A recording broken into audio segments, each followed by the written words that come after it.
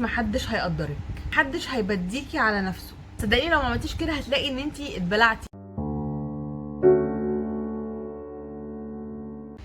هاي، حابه اتكلم النهارده في الفيديو ده عن شويه حاجات كده احنا كستات بنعملها، وللاسف الحاجات دي بتخلينا نفقد جزء كبير قوي من طاقتنا ومن شغفنا تجاه الحياه ومن صحتنا.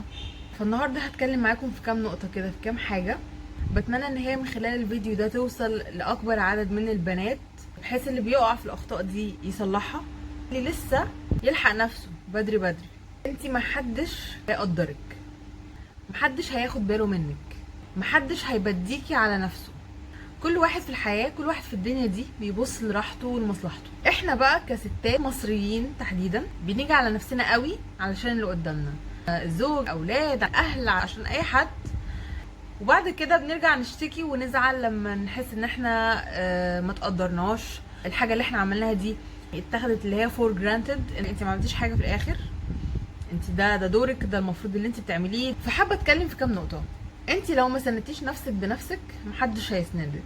انت لو ما اهتميتيش بنفسك، ما اهتميتيش بصحتك، ما سعيتيش لراحتك، محدش هيعمل كده. انت اللي لازم تعملي كده. تقعدي كده بالورقه والقلم وتكتبي كل جانب من جوانب حياتك، كل جانب، كل ناحيه من حياتك، كل دور انت بتلعبيه في حياتك، وتشوفي انت الدور ده هل بتلعبيه صح مظبوط، ولا انت مقصره، ولا انت بتدي زياده عن اللزوم، ولا الجانب ده من حياتك مستهلك معظم وقتك ومش لاقي اوقات للجوانب التانية. صدقيني لو ما عملتيش كده هتلاقي ان انت اتبلعتي، دخلتي في دوامه ما عرفتيش تطلعي منها. خصوصا دوامه الاولاد والزوج والبيت. هتلاقيكي العمر عدى بيكي وكبرتي وما عملتيش حاجه لنفسك، ما عرفتيش تشتغلي، ما عرفتيش تاخدي بالك من صحتك. هتلاقيكي عجزتي بدري، هتلاقي شعرك ابيض، هتلاقي تجاعيد وشك بانت، والعمر جري بيكي وانت ما عملتيش اي حاجه تذكر وما استمتعتيش بحياتك، لان انت ما كنتيش واعيه من الاول ايه هي جوانب حياتك وايه اللي المفروض تعمليه في كل جانب. ففي الفيديو ده هتكلم بشكل كده مبسط عن كل الجوانب اللي في الحياه اللي المفروض ان احنا كبنات وستات ناخد بالنا منها كويس قوي.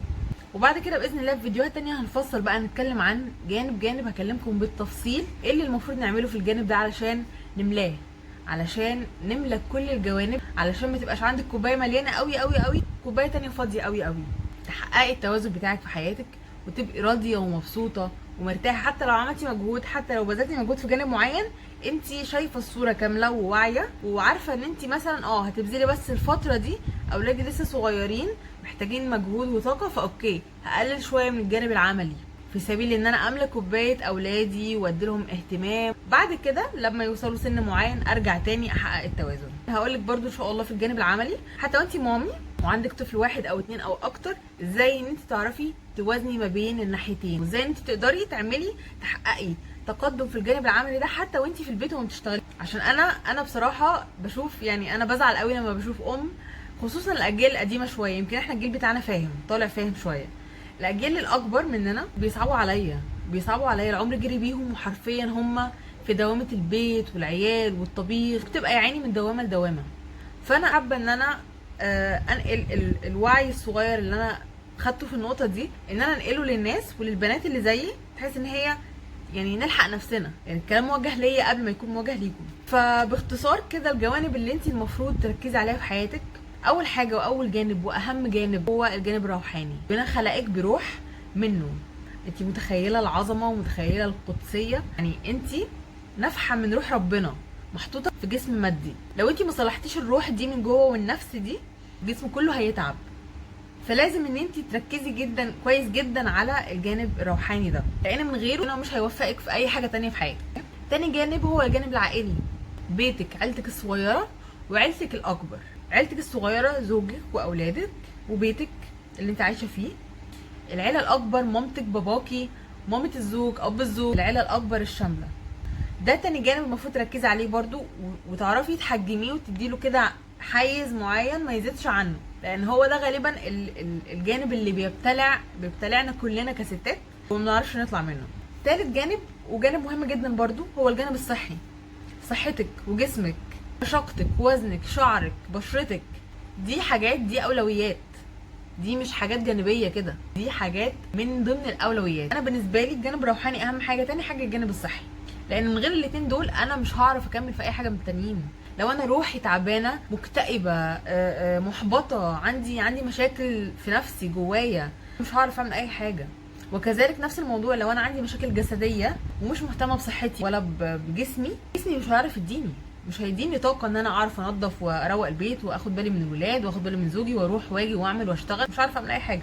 فالجانب الصحي جانب مهم جدا جدا، وبرده هتكلم معاكم عن شويه تبس كده انا قريتها وعرفت عنها وبدات اطبقها وهشاركها معاكم باذن الله برده فيديو منفصل.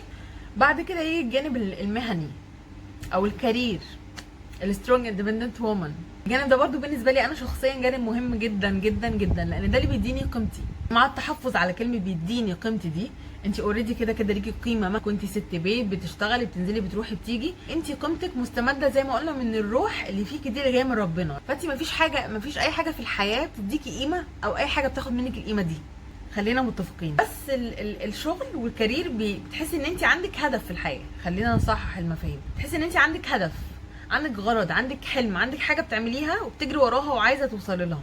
ده بيخليكي تصحي من النوم كل يوم متحمسه واكتف وشغوفه وعندك طاقه، مهما كنتي مش نايمه كويس وطالع عينك مع العيال، بس بتصحي مبسوطه لان انت عارفه ان انت هتعملي حاجه في يومك انت بتحبيها. وبرده هنتكلم ازاي نخلي الكارير بتاعنا هو الشغف بتاعنا، مش لازم تفضلي طول عمرك مزنوقه في كورنر الوظيفه الحكوميه الروتينيه المقرفه اللي انت مش عارفه تخلصي منها، وعن الاستقلال المادي والحريه الماديه، وان انت لازم يبقى انت ليكي انت بنفسك تكسبي فلوسك.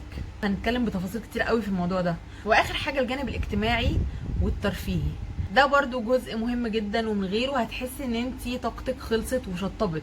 طول ما بتمليش كده الحته التافهه هتحسي ان انت اكبر من سنك وشختي بدري وكبرتي بدري. فده برضو جانب مهم قوي هنتكلم عنه بكل التفاصيل باذن الله. في نهايه الفيديو مش عايزه اطول عليكم، زي ما قلت لكم انا هعمل لكم بلاي ليست فيها كل المواضيع دي بالتفصيل. رسالتي بس في الاخر، حبي نفسك، قدري نفسك، ادي نفسك حقها، انت الاول، انت الاولويه، بعد كده اي حاجه تانية تيجي بعدك. وبس كده، يا رب يكون كلامي لمسكم. اشوفكم في الفيديو الجاي باذن الله.